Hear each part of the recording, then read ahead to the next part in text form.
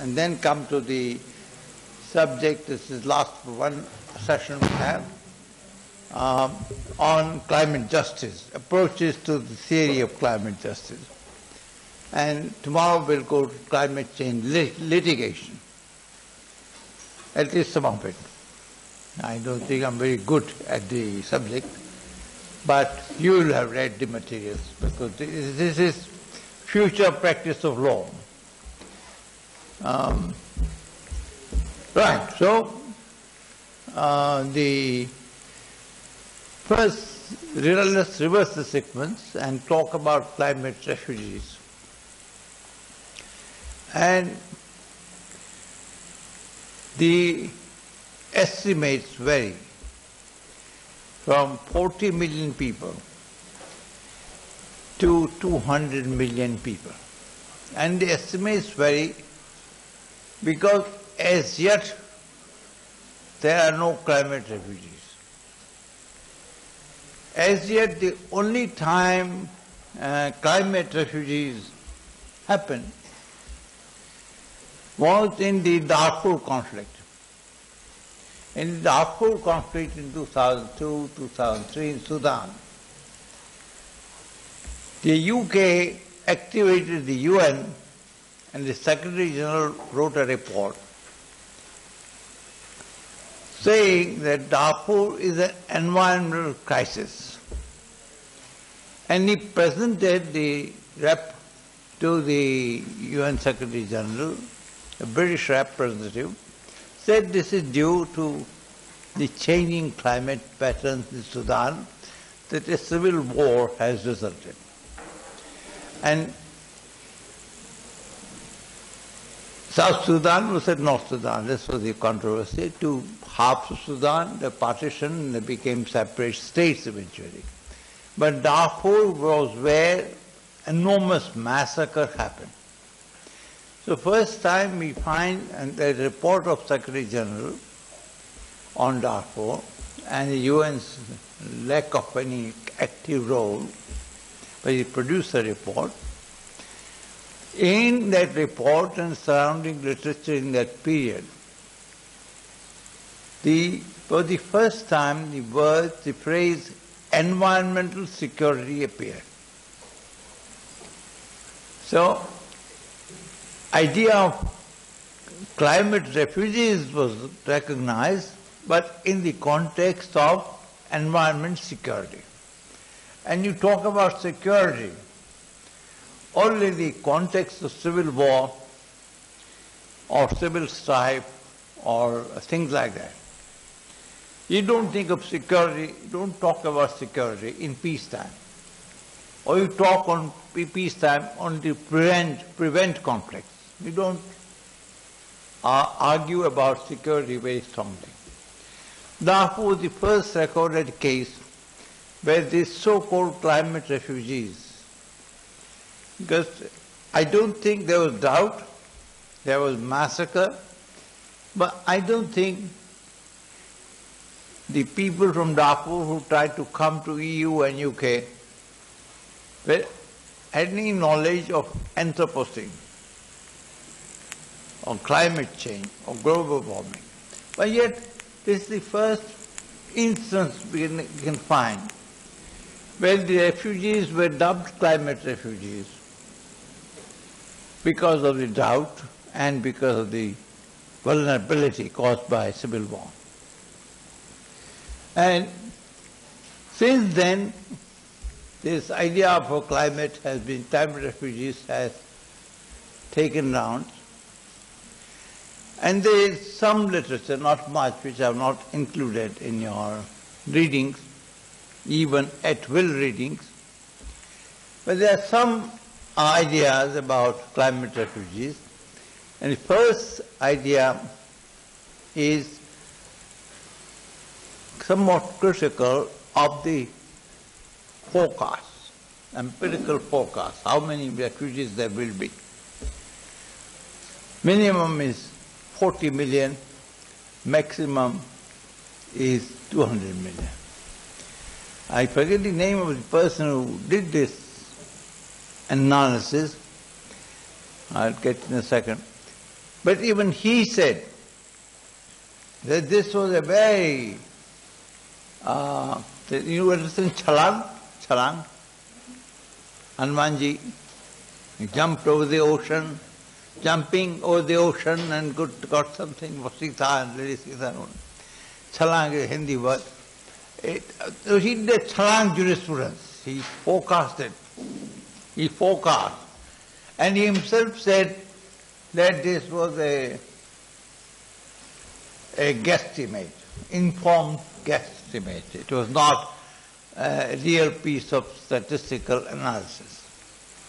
But this was the preliminary forecast of 40 million to 400 million done in about 1990s, 91, 95, that period. It did not cover subsequent period. It could not cover subsequent period. So first thing to note is statistics are sketchy. But if you believe in the idea of dangerous climate change, of dangerous irreversible global warming, and if you believe in the fact that sea levels are rising, and Solomon, all the Pacific Islanders, a small population, but thousands of those islands, then you get a sense of much larger number of climate refugees who would seek necessarily asylum in some developed countries or would be developing countries. The second point to note about climate refugees, apart from the number, which would increase, it never decrease, is that international law operates on closed borders. Then you must be careful, it's not there. Don't worry about it. Don't. It is folder of, it doesn't matter, it's previous. They've started without it. That's all right. Thank you. I've got my synopsis and don't worry about it. Carry on, don't worry. So the second point about climate refugees to note is that international law operates on the idea of sovereignty, as you no doubt know, and the idea of closed borders. So the visa and border. Earlier it was immigration control. Now it is border control. Even India has border control. Then you go to the airport. Border control means no open borders. And there's a great discussion among economists and human rights people. The UN observed a year of migration, and there are many studies about migration. And there are many spokespersons who said sovereignty is not disturbed by a human right to open borders. And actually, there were borders made open in India when Britishers came. How did they come? How many thousands came here? First, the East India Company and the Queen Victoria ultimately acquired India after 100 years. There were open borders in the global south, and including Africa. So there were open borders. But the law that civilized nations so-called developed, international law, was closed borders. So it became a sovereign function whether to take anybody or not anybody inside one's border. The greatest argument for that, taking as right to travel, right to hospitality, was made long ago in 18th century, I think, by Immanuel Kant. A small essay by him, which is on right to hospitality. And Kant said, the earth belongs to all humankind. You can't have the arbitrary permission to travel or come to your country or not. But Immanuel Kant said that, however, the right to hospitality, there is a right, moral right to claim hospitality from foreign countries. Moral right to reside there for the length of time. But he said, no right to stay there forever.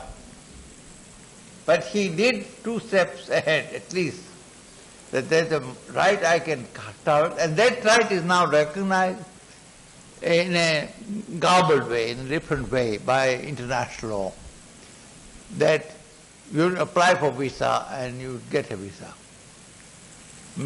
Our beloved Prime Minister is very fond wherever he goes overseas. He addresses the Indians overseas and says visa on arrival. So now I don't know how many countries in the world he has traveled. I lost count. It doesn't matter where Prime Minister has to travel. So, but I've lost count personally. I'm not interested in the travel diplomacy. So in that sense, the Canton idea has been somewhat respected. But Canton idea was to do away with border control altogether. All nations must accord hospitality to you and me anywhere because you are human beings. And all human beings, he said, have a right to traverse the whole earth. And colonialism, Columbus and all that, they traversed the whole earth. I mean, they followed that idea. They occupied countries in the global south. However, climate, and that's my third point. Second point was about sovereignty. Third point was about Refugee Convention was adopted in 1951, and there's some debate among people who know these things. 51, refugee and asylum. Because there's a philosopher, political philosopher called Hannah Arendt, A-R-E-N-D-T. And Hannah she escaped Hitler and came to New York. And she is absolutely worth reading on human rights, international affairs, genocide, and Holocaust. She's a remarkable thinker. She's no more, but she's there in the books and on the internet. When it works. My reference to internet this morning were probably virtual reality were too heavy. So as a result, we've all been deprived of it. I think as a result, may not be. Maybe just an accident. The registrar's chap came to us in the guest house, and he said, they have dug up the wires, which means I will not be able to send any message till I go on Sunday. So please forgive me, but I hope you are returned to internet. He said it will come in the evening, but I doubt it very much. If you dug up the wires, yeah. So it's back. It's back already. Slow, but back. Good luck. Because I wonder how you live without it, how I can live without it. I'm a primitive person. Thank you. That is, go on, thank you. Thank you very much. So that's the third point. The third point is the Refugee Convention, Asylum Convention, Article 2 or something of that convention, as some of you might know, says you can grant an asylum, you have a duty to grant an asylum despite your sovereignty. If there is a needy stranger, a necessitous migrant, to use the EU word, a transnational person who is at your doorstep, you have a duty to grant asylum if the asylum seeker can demonstrate a reasonable apprehension of death. And then you can give. That's the cornerstone of refugee law, that you have to show that you are under imminent threat of persecution or under reasonable apprehension of death to get an asylum. And the only constitution in the world that used to guarantee right to asylum was post-Hitler Germany. Up to about 2004, there was no question that anybody who can fulfill these two criteria, imminent fear of persecution or immediate apprehension of death, could get into Germany. And in fact, a lot of Tamils are settled in UK, Germany. A lot of Turkish are settled, but Turkey is a large number, third generation, and so on. So it is written by General MacArthur of the United States, who won the war.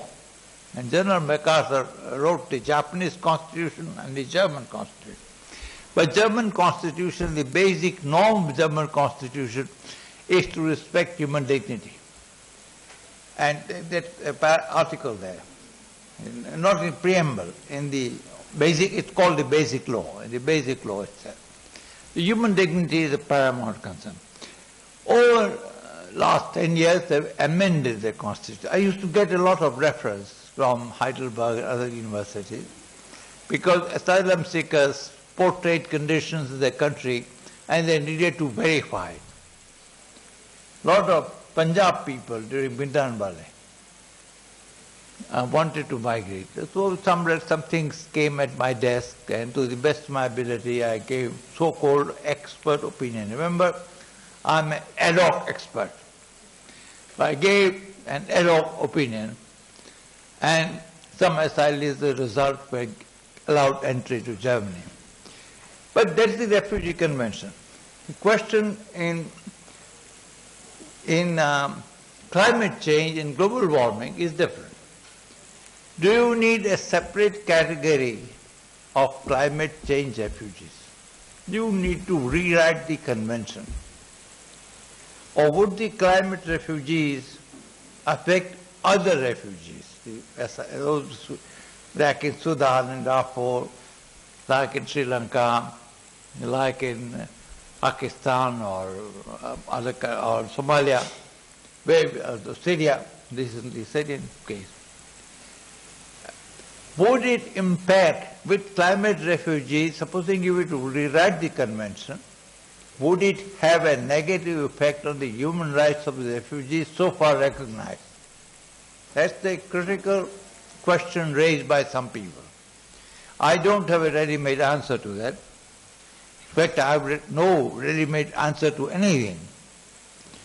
But the fear is expressed that refugees' rights are protected. Hannah Arendt said, she said in Origins of Totalitarianism, the big book, big small book, she said in the first few pages that a mistake to have a human rights declaration. Because this declaration, Universal Declaration of Human Rights, does not address the problem of refugees and asylees. It did not. It left to each country to decide what to do with them. India has open policy, but she said there is a right to a community,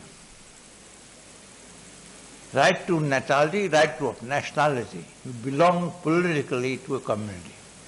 When that right is disturbed, you must give asylum, other countries should give asylum. And she said, people who drafted the Universal Declaration, jurists mainly, are out of touch with the reality of Holocaust. When you have Jews, and she was absolutely right at that time, that they have lost the right to a polity. They have no home, it is one thing, but they have lost the right to nativity. They can't go anywhere unless Israel was created. So they are persecuted in every country. The Hitler did the most horrendous things with them. And not only with them, with others, Roma people, with gay people, lesbian people, people who are supposed to be gay or lesbian. He turned the gas on. 7 million people that were killed in that period of 3 years. So, I'm sorry. So the argument is, if you want to have a climate refugee convention, you must think about the human right of the refugees first. With a law which is well settled, reasonable fear of prosecution or imminent apprehension of death. There are a lot of immigration bureaucracies, a lot of courts have been pronounced upon it, or regional courts have pronounced it, and so on. So one argument is, don't disturb that law. And that argument finds great favor in the United Nations because of UNHCR. There's an animal called UNHCR, United Nations High Commission for Refugees. I used to work very closely with UNHCR. I occasionally still do it because I think it is a problem of human rights. And they work under the most difficult circumstances. If you have an opportunity of internship and so on, you should use it for UNHCR in Delhi or in Hyderabad, I know is their office. You must work with them to see what I'm talking about, the plight of world's refugees as under the 1951 Convention. The other argument, the other side is that you should enact a special climate refugee convention because the problem cannot be dealt with by imminent fear of prosecution under reasonable apprehension of death.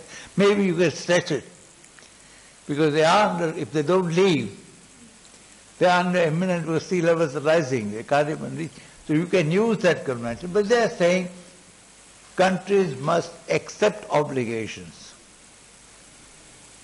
because they have lost their home. It's a situation beyond Holocaust, particularly about small islanders and disappearing states. Now that argument is going on. My question, the fourth question on that is, does the Paris Convention say anything about climate refugees? And you should find it out. My impression is they don't say anything worthwhile thing on climate refugees. Because new historic injustice is in making. We talked about historic injustice yesterday. It's in making. And we are the agents of the injustice, the current states and all of us, if we don't think about them. Now we don't want old refugees and asylees system to continue. Nobody is saying it should not continue. The question is, what kind of law would you prepare for climate refugees, international law? And the question is open, and I will not take more of your time on that.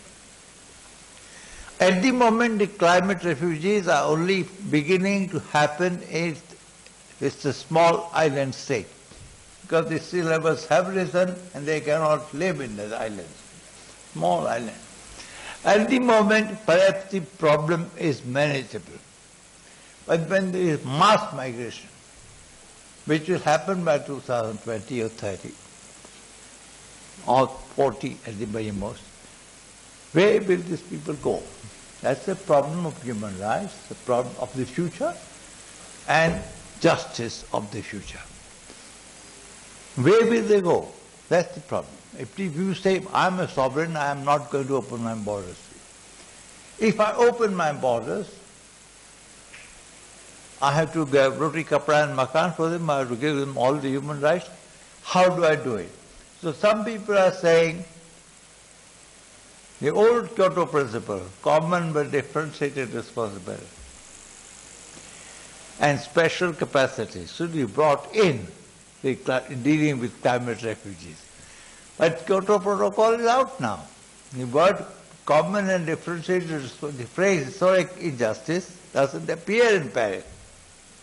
And the term common but differentiated responsibility does not, despite Mr. Javadekar, the word does not appear. The duties are probably there and they are going to be developed. So that's all I have to say about small island state. And it is important about climate refugees It is important in my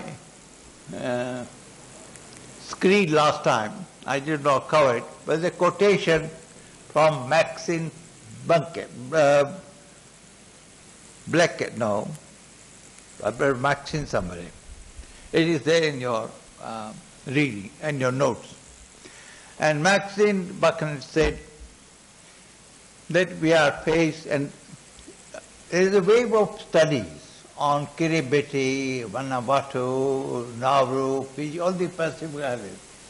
All the anthropologists, all the statisticians, they are going and studying this. It's a lab case of potential climate refugees. Then will come Bangladesh, then someday UK, someday Holland. Where will people go? So one answer is, of course, they should perish. We can't help it. If you are Mr. Trump, you say wall, no migration. It's not my problem. So the justice problem is, what are the duties of nationals and co-nationals to non-nationals? Are there any duties? And that's a very difficult problem to which we'll turn. And Maxine Blackett says similar things. She says, for example, and I quote out of memory, she says, we have in the Anthropocene a justice paradox, and I've given my notes yesterday. We have a justice paradox, and day before, you'll find the end of the day before notes, so quotation from her. What is the justice paradox? That our capacity to do justice does not meet, roughly put, the circumstances of justice. Our capacity of doing justice to climate refugees, to Anthropocene problem, our capacity is still very limited. Whereas these people would make claims on behalf of justice upon wealthy and developing nations equally, or more on wealthy and less on developing nations. So that's a paradox which should remind you of the first day. Because Gardiner wrote about a perfect moral storm, where aspiration, I used two words yesterday, horizon of expectation and horizon of experience. And justice is in between. Justice wants to widen the horizon of experience in the name of justice. Everybody should live a good life. And horizon of expectation is widened by human rights, but horizon of experience differs from it, dislocates. So kindly read the more chiseled formulation of justice paradox. And again see Maxine and other people who come, Jane McAdams. Jane McAdams studied Kiribati, Vanuatu,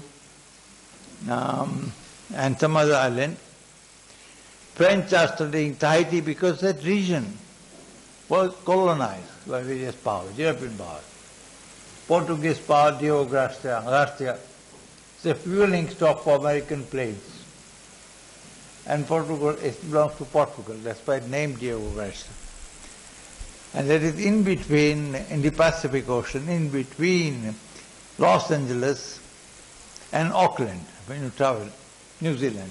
It is somewhere there. And there you have to stop for a few hours to reach your there. I know that. And you probably know that.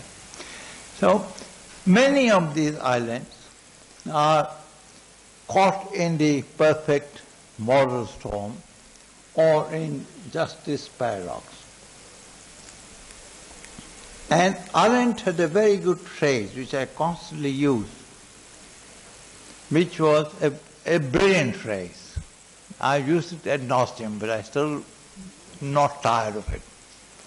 Her phrase was, right to have rights. Not the right to have, but rights you do not have. Right to have the rights you do not have. Following Arendt, another person, long time after Arendt, Jacques Rancière, a Frenchman, went in the same direction. And he says, people do not exercise the rights they have, but they claim the rights they do not have. And that's where disagreement comes. Political disagreement comes. I have this right, I know it, I want different rights. And the world is not geared to that. So there is a certain degree of imagination involved on what rights await speedily developing Anthropocene world. I'll stop here because there is so much more to be discussed and it will be only one day. But I will take any questions at this stage if you have any about climate refugees and small island state perspective, because they are immediately affected by the climate change. They have no time to wait. So when you talk of dangerous climate change, they are facing dangerous climate change. I think all climate change is per se dangerous. I don't buy the idea that there is good Anthropocene and a bad Anthropocene. And we deal with the bad person, the good will take care of itself. Expand. I don't know what a good Anthropocene, article written. Good Anthropocene was a bad Anthropocene. Now if there is per past million hanging in my atmosphere, in my breathing, I don't see this restriction. The sea levels are rising, I don't see this restriction. If by extreme weather patterns, I don't see the restriction. If the glaciers are melting, maybe estimates were vague. Dr. Pachauri was wrong. And he apologized to India, to all the world, not for sexual harassment, that's a different matter. He apologized first time round after getting a Nobel Prize, the United Nations Agency on Climate Change, he headed. And Dr. Pachauri said, Himalayan glaciers are melting. In the 5th report of the commission, signed by him. And later on he had to eat his word because counter-evidence was produced by scientists. And he said, I was wrong in saying Himalayan glaciers are melting. So there is statistical modeling uncertainty built into forecasting climate change. But that does not affect my point. My point is all climate change is dangerous. Something more dangerous, something less dangerous, I don't buy. So you might say I'm pushing the envelope of apocalyptic narrative. Maybe I'm pushing it. But I feel a sense of urgency. And I try to communicate by disputing this restriction. Some scientists have said, and I respect them because I'm not a scientist, are speaking of dangerous climate change. And they say dangerous means irreversible. That which you can't change by human effort. So, they suggest anything above 1.5 part per million is dangerous. You put carbon in the atmosphere, it's dangerous, irreversible, you can't reverse it. Other scientists say, wait a minute, you fellows, you wait. We're researching into geoengineering. And geoengineering will somehow lessen but it's irreversible. It doesn't say it is, they say it might be reversible. What you today think is irreversible is tomorrow reversible by new technology. So there is the scientific uncertainty all the time. But I think, having surveyed the arguments on both sides, I think we are not in a position, the policymakers should not be in a position to take a known risk of exposing their population to climate change. There are various words, extreme climate change, dangerous climate change, irreversible climate change. And if you are of that persuasion, so be it. That is a possibility. It's a scientific discourse, and you can produce modeling that works either way, or modeling is in progress. So I don't have much to say. I've told you what I think. Now I come to the question of too late. Now, you don't have it, so it will come whenever the internet comes. It will come to you from Delhi. It's all here. Essentially, what I want to is section 6.1. Is there anything we may retrieve before smashing the box? Oxymoron. That you don't think out of the box, but you smash the box itself. So is this a way of what do you put in the place of the box that you smash? Another box, another bakshi, another Amrita, what do you put there? You put the apocalyptic narrative, you put the feminist narrative, you put the scientific narrative, what do you put in its place?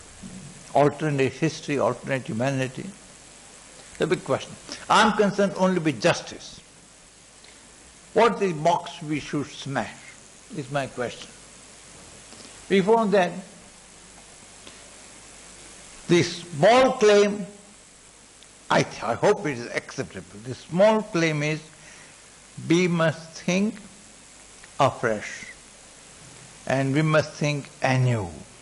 I don't think you should rely on Aristotle or Manu or whoever is your favorite for thinking through justice in these times. Now, Aristotle, Manu or Marx or whatever might have something to say about species being. Marx a lot. He was the first person in the world to talk, Uncle Marx, of species being. He never referred to being, human being. He referred to species being. And what the species, so you can, Gandhi, Mohandas, you can say, there are many candidates who can follow. Yeah, please. You said we should start afresh. Is it possible? Pardon me? You said we should start thinking afresh. Yeah. Is it possible because we are all involved? As you say that we are. And this is why I hope to demonstrate that we can think of it. But are we prepared to smash the box? That's the main question. Most of us are uncomfortably comfortable with 2,000-year late Holocene history of thought, or even pre-Holocene history of thought. We know what theories justice are. We are taught in the law schools. We read them books, hundred books on jurisprudence, what is distributive justice. What are just submissions? It's a distribution question.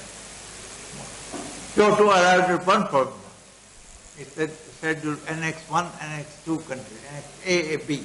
We are developing countries. And there should be a market. And the idea of a market in a mission was an idea of justice in Kyoto Protocol. You thought new. It's possible.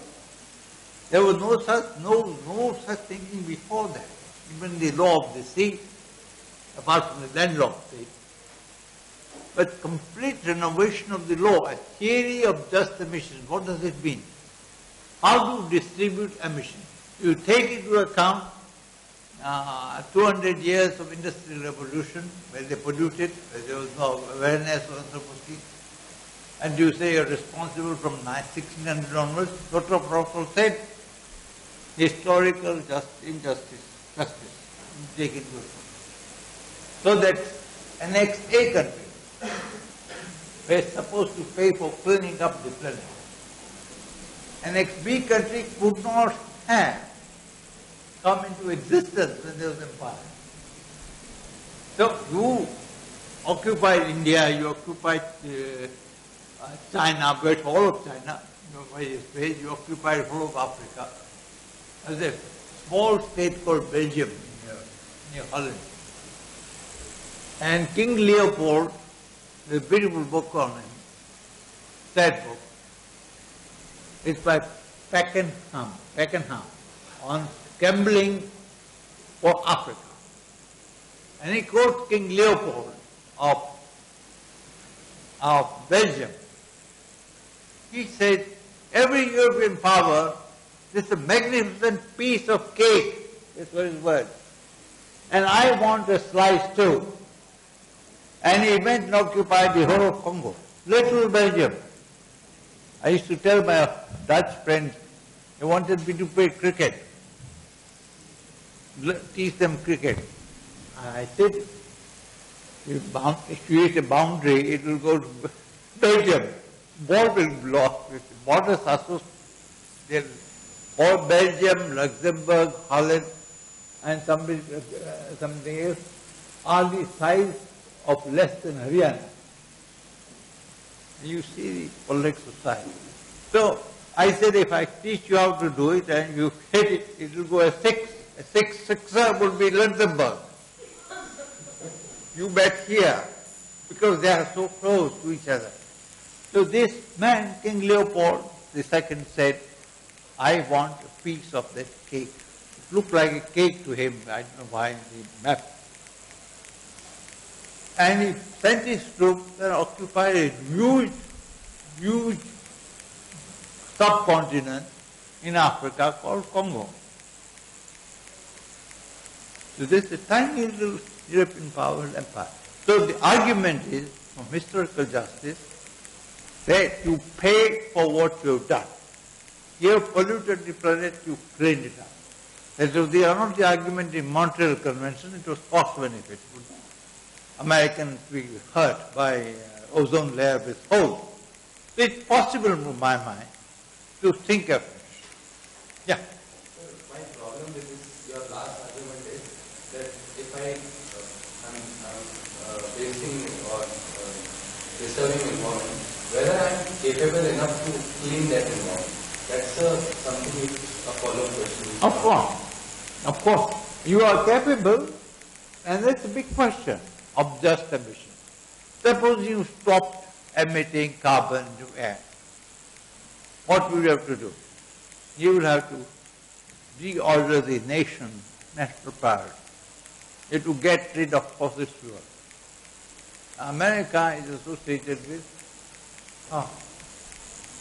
Goldberg, Ford Foundation. The invention of the car by Henry Ford in the early part of the 20th century changed American civilization. So did the invention of the plane. So you would have to decide how to regulate the skies, the carbon footprint that you leave. You're right. When you go to just emission as a norm is one thing. Just emission in implementation means a change in lifestyle of America. They'll fly less, they'll not use cars, they'll go by common transport, etc. And average American is not prepared to do that. And no president has the courage. As a deputy vice president of the United States, Al Gore. And Al Gore did not write about Anthropocene, but about environment. And he has a book to his credit, which was about environment and the dangers humankind is facing. And as a result of his book and his being a vice president, the Environmental Protection Act was strengthened. NAFTA had a side agreement on the environment. NAFTA had a series of agreements. And so on. So, you can, a question can be asked in many ways. As far as norm entrepreneurs are concerned, those people who make norms, certainly they should be in the business of finally working out the norm of just emission. What is the maximum emission? How should you progressively reduce it to zero? And what immediate, minor changes in lifestyle are possible. Then you ask activists, NGOs, and NGOs with responsibility to educate their communities into the problem of climate change. The government also has, but the NGOs come. Scientists have to tell people with authority which is the most dangerous climate change. They're doing it. At least some are doing it. So various communities have to find it possible. This is not an easy job. It's not a job of government alone. It's a job of human rights workers, it's a job of church. It's a comprehensive matter. It's not simply that government asks you to forego certain things. So the central category in jurisprudence of sacrifice. To write it down myself. Thank you for the question. Do we have a jurisprudence of sacrifice? If you are to avert yourself from mass extinction, you definitely need that. So far, sacrifice is regarded as a ritual, the anthropologists. Make sacrifice a central category of your jurisprudence teaching and counsel. Because here is a question of change of lifestyle. Is it doable? I do not know. It's certainly not immediately doable. And Gardner tells us, do it now. If you don't do it now, you'll never be able to do it ever. How do you do it? Your cataclysmic change is not possible. But gradual change with sufficient urgency is possible. Why do you think India has a ministry for climate change?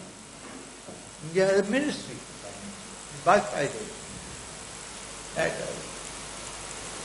with time climate change science is just beginning. So it is important to pursue that. Ministry, education, thought, governmental action, NGO action, it is possible. It is doable. But if we start with the premise nothing is doable because lifestyle change is very difficult, the North has to make lifestyle change. And we in Hyderabad have to make lifestyle. Ordinary people have to make lifestyle. I told you about my trouble. Yes. It was again what? The English, I used to stop bathing. That's the only way. That's all we knew. The English commentary saying, where I lived for a long time, saying, before anthropocene, they said, save water and bath with a friend. You have to bath. You have a communal bath. You save water. And in 2030, there will be no water in certain parts of the world. Because desertification has advanced so much. I'm not talking of Badiouns and Israelis. All of Middle East is deserted. All of Israel is built on desert. All of Hamas, Palestine is built on desert. There's nothing in the water.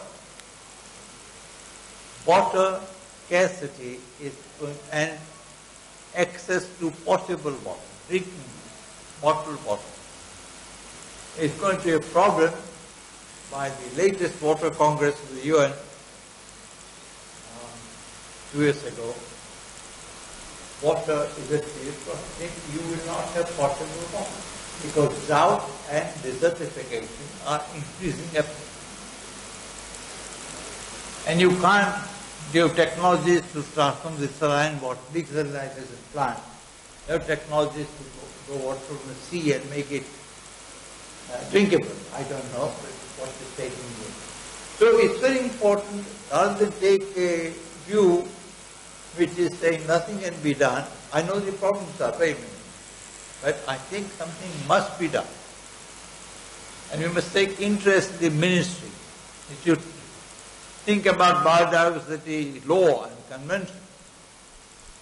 In the law school, unless we do it, nobody else is going to do it. This should be the triggers. That's the idea. Of course it is difficult. I agree with you. Very difficult. It's not impossible. So you ask me the question, is it doable? I say yes. Provided we ourselves change certain attitude.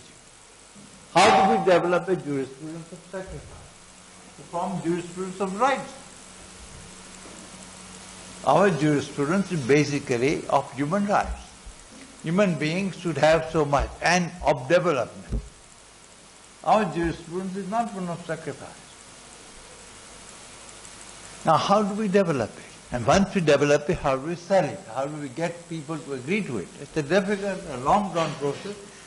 Only we don't have enough time, and also in a literal sense, because I have not proceeded beyond the first sentence, first point. So it is doable, my friend. It is such, I believe, that there will be people who will believe it's not doable. Who will want to forego their car? Which person will be elected as President of the United States who prohibits individual ownership on cars or prohibits air travel? Well, he then has an alternative. It will be he. It will never be a she.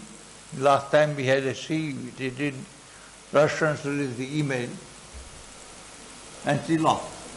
So it is he, President is always he. I'm a woman now, after Hillary. Hillary was not much of a feminist, but nevertheless she was a woman and she would have made a change. Perhaps, one doesn't know. But it was symbolic trigger. But the President can and the Congress can, just as they deregulated the economy, they can re-regulate the economy. Our Truman did it. President Harry Truman, who is known for New Deal, he did it in 4 years. He was a polio victim. And President Truman, or Roosevelt, New Deal, and Mrs. Roosevelt was in a wheelchair, who after the Universal Declaration of Human Rights, there are 5 people. It was Eleanor Roosevelt's dearest wish that there should be Universal Declaration of Human Rights. Again, the origin of modern contemporary human rights is by a woman. Not that it's all very good. The Universal Declaration, by the way, has no reference to right to property. It's a very progressive declaration.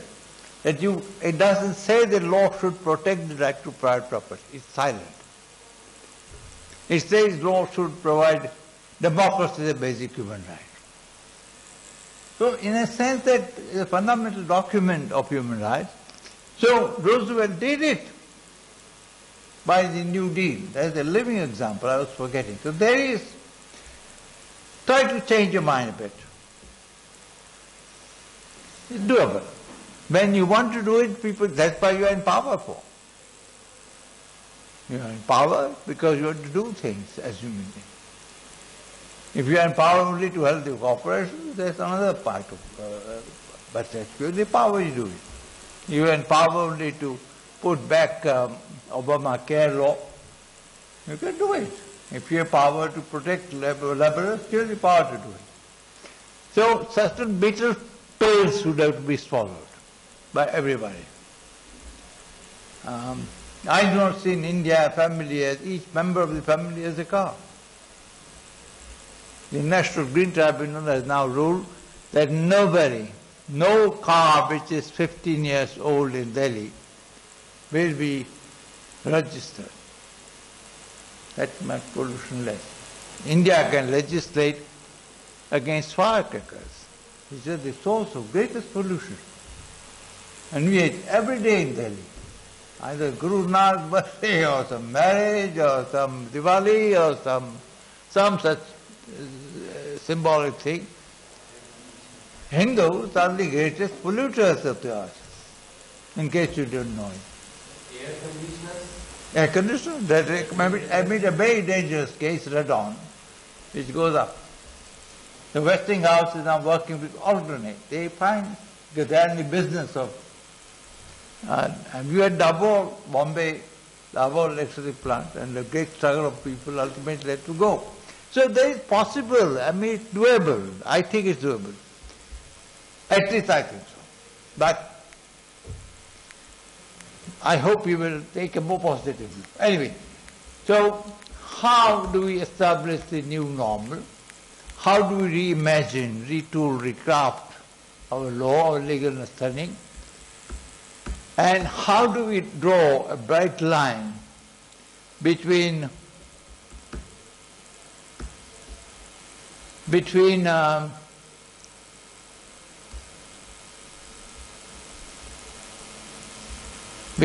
justice and injustice in the Anthropocene? That's the main question. Now let me skip a lot of things because we don't have time. But let me say that there are two aspects. Relations between states and relations between people. John Rawls wrote his last book before he passed away, a small book, Harvard University Press published it, which is called The Law of the Peoples. And a small book, you kindly read it sometime. He did not write about international law. International law is relations among states. He said international law is not possible. Justice between states is not possible if there is no justice among people. And I disagree with Rawls. I've written a lot of that on some aspects of his analysis. But I like the phrase law of the peoples. A people is a very difficult concept, and I won't take you there. Feminists say people is a useless concept because normally by various ways you mean male when you refer to people. Martha Nussbaum has written on people. Many other feminists. So you don't, people have harassed us all this generation. Who has harassed women? Men. Or certain kinds of women. So, we don't want people, you don't want the amorphous. And Sila Ben Habib, a Middle Eastern professor of political science, Sila Ben Habib, US, Sila had a very nice expression. He said there is a generalized other and there is a concrete other. Woman is a generalized category, people is a generalized category. A concrete other is particular woman who is harassed, who is raped, who is dowry murdered. The gap between the generalized other, said Sila Ben Habib, and the concrete other. The task of justice is to bridge that gap. The task of feminism is to always bear in mind the concrete other, the vulnerable other, and then do theory of feminism. Not do a theory about feminism and then apply it to the concrete other. You go the other way around. So there are lots of ideas involved. I had a very nice quotation somewhere, but I can't find it, from Harper Lee. Give me a second. So the first question is, I'll take leave of that. First question is, do we think of law of peoples as a more fundamental category, a second question in justice, or do we think of, first it is doable, secondly whether we think of law of peoples, of law of justice, law of nations, and I think we should think of both. If peoples are a amorphous category and are male-dominated categories, then you should, that's why I call what the Supreme Court is doing now is demosprudence, not jurisprudence. It is inventing people, it is protecting certain forest rights, certain rights against corruption, right to know, done many things wrong in the process, but it is doing what the legislature should have done and has done following the Supreme Court. What I call suggestive jurisprudence, where you reconstitute the people, category of people. creamy layer. Everywhere you should look at it's amazing performance by our judges. It cannot be washed away. You can criticize this or that. I've done it. You all have done it. But if you take 70 years of history of Supreme Court, it has moved from protection of property owners to the helpless Indian citizen. They moved in that direction. Moved to the concrete other. That you cannot deny. It has failed. So has every social movement. It might have failed in this and that case.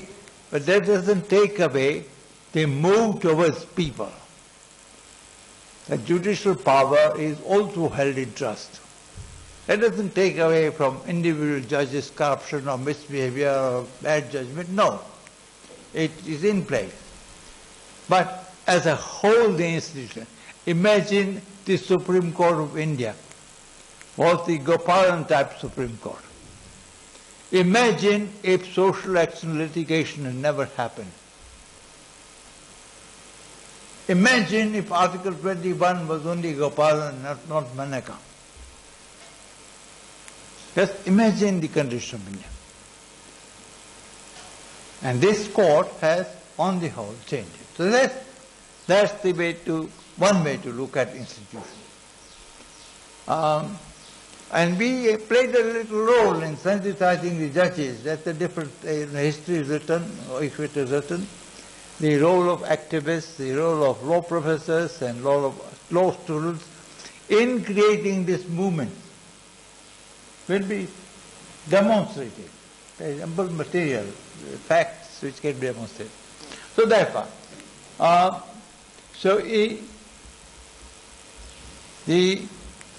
where is the condition?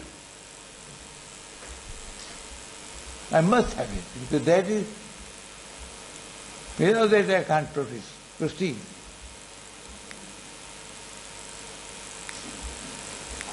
Now I got it. He just to get up and I got it. This is from Harper Lee, and it is the master of my article in the Journal of Human Rights and Environment and on theories of global justice. What did Harper Lee write in a book, a novel she wrote after a long time after Kill a Mockingbird? In 2015 she wrote this novel. And the protagonist of Harper Lee there says, and I read it out to you.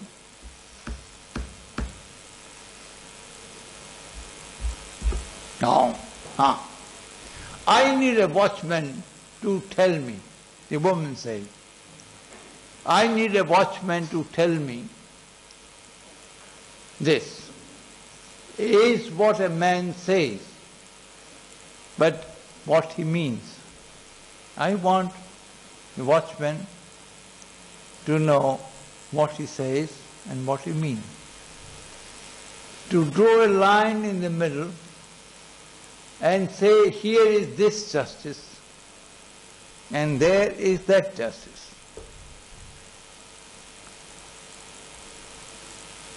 Very pregnant words, and make me understand the difference. Here is justice for the rich, here is justice for the poor. How do I understand the difference? Justice for the men and justice for women. Make me understand. I need a watchman for that. Justice for adults and justice for children. You can a number of times. I need a watchman, she finally says, to go forth and proclaim to them all that the time we have spent in knowing the difference between justice and injustice, 26 years, she says, one generation, is too long to play a joke on anybody, no matter how funny it is. It's a sick joke. And justice, doing justice is not a sick joke. So she says we need a watchman. Now why do you find a watchman in climate justice? And very briefly, you find it by developing a theory of climate change justice, which I've tried to do in the article, which is before you. in the days of biodiversity, tropical forest, dissertation, drought, etc. So I'll skip a lot and I'll come to the two main bodies of justice theories. One is environmental justice, which deals with deforestation, tropical forests. There is a convention called REDD+. That is a convention which deals with desert and desertification and droughts. How to rescue ourselves from these two evils. And how REDD+ relates to climate change. I've given you Samuel Edelman's article to read. You can read it. Urbanization, acid rain. Environment law has emerged as an answer, as a response to some of these problems of environment, which you no doubt know. It is developed primarily in the world, common law world, English-speaking world, through what I now call demonstratives. Again your point. Who has this tending to sue? Do trees have tending to sue? Do squirrels have tending to sue? Can you sue on behalf of lion and tiger? Save the tiger. So objects of nature, how do they come to court? Now India had a very nice tarkib, the colonial India, and it still continues. Have you read the Ayodhya judgment? You must read it. It is now before Supreme Court. One-third. And Justice Khan wrote such a judgment. And he said, one-third. One-third is to whom? One-third is to Ram Lalla. The deity is personified as having rights, human rights. It had the effect colonial law introduced because they wanted to rule India and they wanted not to hurt religious sentiment. They say Ram Lalla is a Bhagwan and property belongs to Ram Lalla. And you have Tirupati, you have many temples where you invest monies and it is owned by the idol in its own name. So why should, I ask, trees not have standing? And that's the article of Christopher Stone 40 years ago in America, which created the Syria forest movement in California, and which created environmental movement, environmental law in America. By the simple article, we celebrated this article in the Journal of Human Rights and Environment last year by writing some articles on it, on Stone. And he published his original article. He was a lawyer, by the way, and a law professor. So there are people who have changed environmental, created, single-handedly created a standing in American law where you, a representative suit, where you can appear for a river, you can appear for a tree, you can appear for a stone, objects in nature. No matter what the courts may do with what, that's a different level of analysis, but that you can file a suit on behalf of the fish, river water fish affected by them, or on behalf of sunset, nobody has done it. I've done it once in Gujarat High Court. In Navda, I said, I want this saying, right to life means a right to a lifestyle. So I want a river for the river, running river for running river. You settle me, I have no objects, you build a dam, provided you give me river, a running brook for a running brook, provided you give me a sunset for a sunset, provided you give me a grove of mango trees for a grove of mango trees. You relocate me, I am willing to go. And Justice M.P. Thakkar turned out what hit him. This was the beginning of Navda petitions later on. They still continue. and he granted a stay. That's the only thing he could do. And the whole Narmada movement is, all environment movement in India is based on stay orders, not on disposal.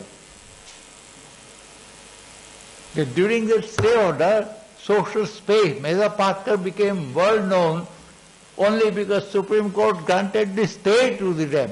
It did not prevent the dam. It's now, Narmada Dam is 122 feet, very high.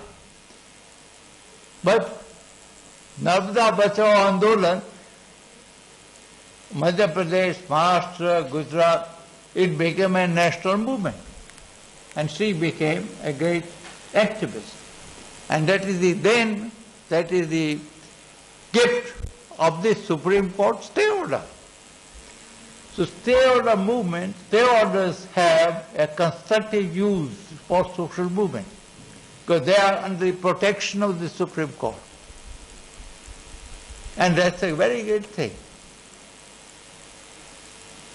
After all, the Supreme Court is not an insignificant institution in the scheme of things. It's a constitutional. So I want to go further. So it is important to understand environmental law. As a response to this problem, it is also important to understand environmental law as a response to activism. In environmental law as generating activism. IEL is generating activism, providing support to activism. And it is important to see how in environmental law you reach the idea of justice. Some environmental lawyers and activists have borrowed from sociology a concept called framing concept, the way you frame the word, the way you represent the word, the way you speak about categories become real categories. The way you handle space, the way you analyze space, whether urbanization or dam or anything, the multiple spaces, space is not uniform. For the tribal it is one kind of space, for the urbanite it is another kind of space. I can't go into the framing concept, but it has been very well used. We also use cost-benefit analysis in Tahri Dam case to